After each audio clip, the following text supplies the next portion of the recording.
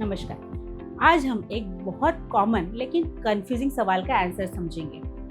क्या angioplasty heart attack को prevent कर सकती है?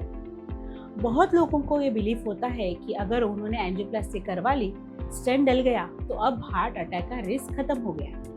रियलिटी थोड़ी डिफरेंट है और ये समझना बहुत ज़रूरी है। सबसे पहले बेसिक समझते हैं कि एंजियोप्लास्टी होती क्या है। एंजियोप्लास्टी एक प्रोसीजर है जिसमें ब्लॉक आर्टरीज को बलून और स्टेंट की मदद से खोला जाता है ताकि ब्लड फ्लो नॉर्मल हो सके। ये प्रोसीजर तब किया जाता है जब ब्लॉकेज सिग्निफिकेंट हो जाता है या सिम्टम्स आने लगते हैं, और हार्ट अटैक के टाइम पर ये लाइफ सेविंग भी होता है क्योंकि ये तुरंत ब्लड फ्लो को रिस्टोर करता है। लेकिन यहाँ एक इम्पॉर्टेंट बात समझनी ज़रूरी है कि एंजियोप्लास्टी ब्लॉकेजेस को ट्रीट करती है, डिसीज को नहीं। हार्ट डिसीज का रूट कॉज होता है एथेरोस्क्लेरोसिस, जिसमें आर्टरीज के अंदर फैट धीरे धीरे जमा होता रहता है। ये एक प्रोसेस पूरी बॉडी की आर्टरीज में चल रहा होता है, सिर्फ एक जगह ही नहीं। एंजियोप्लास्टी के टाइम पर सिर्फ एक पर्टिकुलर ब्लॉकेज को ओपन किया जाता है, लेकिन बाकी आर्टरीज में जो छोटे छोटे अर्ली डिपोजिशन होते हैं वो वैसे ही रहते हैं। अब यहाँ पे एक सिंपल सा एग्जाम्पल से समझते हैं। सोचो, आपके घर की प्लम्बिंग सिस्टम में एक पाइप चोक हो गया है। आप प्लम्बर को बुलाकर उस एक पाइप को क्लीन करवा देते हो। अब अगर वाटर फ्लो वहाँ से ठीक से हो जाता है, लेकिन अगर पूरे सिस्टम में धीरे धीरे गंदगी जम रही है, तो कल को ब्लॉकेज किसी और पाइप में भी हो सकता है। एंजियोप्लास्टी में भी कुछ ऐसा ही होता है। एक जगह का ब्लॉकेज हटा दिया, लेकिन पूरा सिस्टम क्लीन नहीं हुआ।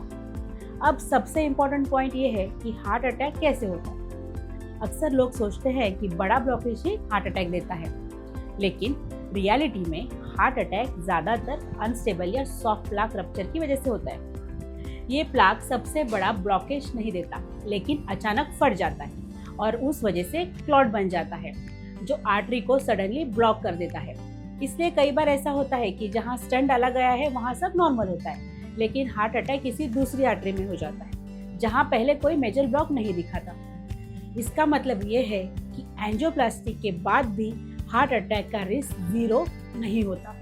रिस्क तब तक रहता है जब तक आप अंडरलाइंग डिसीज प्रोसेस को कंट्रोल नहीं करते। इसका मतलब ये नहीं है कि एंजियोप्लास्टी इम्पोर्टेंट नहीं है, बिल्कुल है।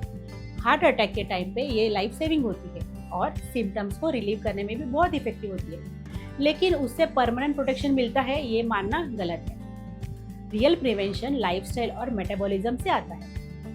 जब अपनी डाइट इंप्रूव करते हैं, रिफाइंड कार्ब्स और अनहेल्दी फैट्स को कम करते हैं, फिजिकल एक्टिविटी इंक्रीज करते हैं, तो आप प्लाक फॉर्मेशन को स्लो करते हो। रेगुलर वॉकिंग इंसुलिन सेंसिटिविटी को इंप्रूव करता है और ब्लड वेजल को हेल्दी रखता है। स्मोकिंग अवॉइड करना और अल्कोहल लिमिट करना इक्वली इम्पोर्टेंट है, क्योंकि ये डायरेक्ट आर्टरीज को डैमेज करते हैं। स्ट्रेस भी एक हिडन फैक्टर है जो इन्फ्लेमेशन और ब्लड प्रेशर दोनों को बढ़ाता है, इसलिए उसको मैनेज करना भी उतना ही ज़रूरी है। साथ ही रेगुलर हेल्थ चेकअप जैसे लिपिड प्रोफाइल, शुगर और बीपी मॉनिटरिंग आपको अर्ली वार्निंग दे सकते हैं। एंड में एक सिंपल बात याद रखो, एंजियोप्लास्टी एक ट्रीटमेंट है, प्रिवेंशन नहीं। अगर आप सिर्फ स्टेंट पर डिपेंड रहते हो और लाइफस्टाइल चेंज नहीं करते, तो रिस्क वापस आ सकता है।